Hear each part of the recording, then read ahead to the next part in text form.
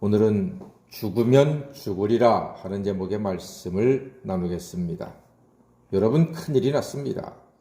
악하고 잔인한 하만의 계략으로 모르드게와 유대인들이 진멸당할 위기를 맞았습니다.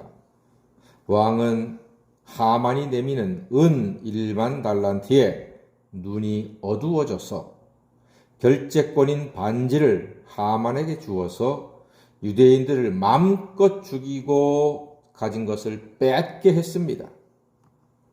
바사 제국 내의 유대인들은요, 왕의 백성입니다.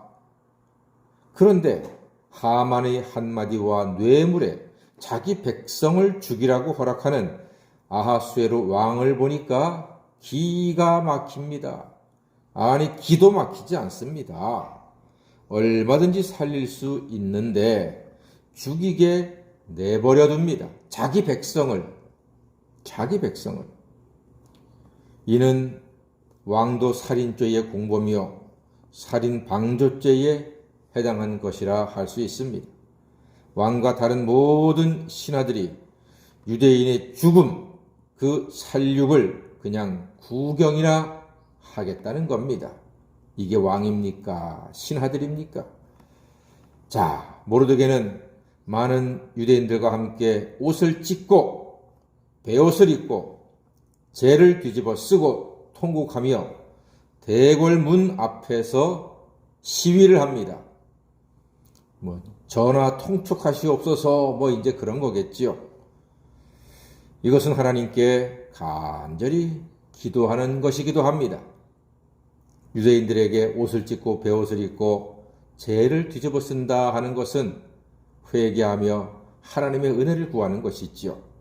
이 이야기가 왕후 에스더의 귀에 들리고 마침내 모르드게는 왕후 에스더에게 이야기를 합니다. 자기가 당한 일과 억울한 반역의 누명을 뒤집어 쓴 것과 하만이 뇌물로 왕의 눈을 어둡게 한 것과 그리고 왕이 하만에게 반지를 주어서 전국의 유대인을 죽이라는 말도 안 되는 살인 명령과도 같은 조서를 내린 것을 이제 왕후 에스더가 알게 되었습니다. 그리고 모르드게는 왕후에게 왕 앞에 나가서 민족을 위해 말해달라고, 힘을 좀 써달라고, 애써달라고 당부합니다. 그러자 그 이야기를 들은 에스더 왕후의 반응은 어떨까요? 11절 말씀으로 대답을 합니다. 자, 11절 말씀, 왕후 에스더가 도와달라, 지켜달라는 모르드게의 말에 어떻게 대답합니까? 11절입니다. 시작. 왕의 신하들과 왕의 각 지방 백성이 다 알거니와 남녀를 막론하고 부름을 받지 아니하고 안뜰에 들어가서 왕에게 나가면 오직 죽이는 법이요 왕이 그 자에게 금규를 내밀어야 살 것이라. 이제 내가 부름을 입어 왕에게 나가지 못한 지가 이미 30일이라 하라 하니라. 네, 에스더가 이야기합니다. 왕의 명령과 부름 없이 왕 앞에 나가면 다 죽는다. 단지 왕이 금규를 내밀면, 금규는 지팡이를 말합니다. 지팡이를 왕이 내밀어주면 살 수가 있다 이거예요. 하지만 벌써 왕이 에스더를 부르지 않은 지가 며칠 되었다고 합니까? 30일이 되었다고 말합니다. 한 달 되었다는 거예요. 이 말은 왕이 지팡이를 내밀어줄 가능성이 있다 없다? 없다. 내가 죽을 수 있다. 아마 죽을 것이다. 30일 동안이나 나를 부르지 않았는데 내가 갑자기 나타나서 왕이 놀래가지고 금규를 내밀지 않으면 나는 죽는다. 지금 그 이야기하고 있는 거예요. 아름답다고 해서 선택한 왕후인데 왕이 지팡이를 내밀지 않으면 죽는데요, 여러분. 좀 웃기지 않습니까? 왕후가 왔으면은 신발 벗고 달려나와서 왕후를 맞이할지는 못할 망정 지팡이를 내밀면 살고 안 내밀면 죽는다. 이게 자기 와이프한테 이게 할 그런 법도입니까, 여러분? 웃기지 않습니까? 그렇습니다. 사랑하는 여러분.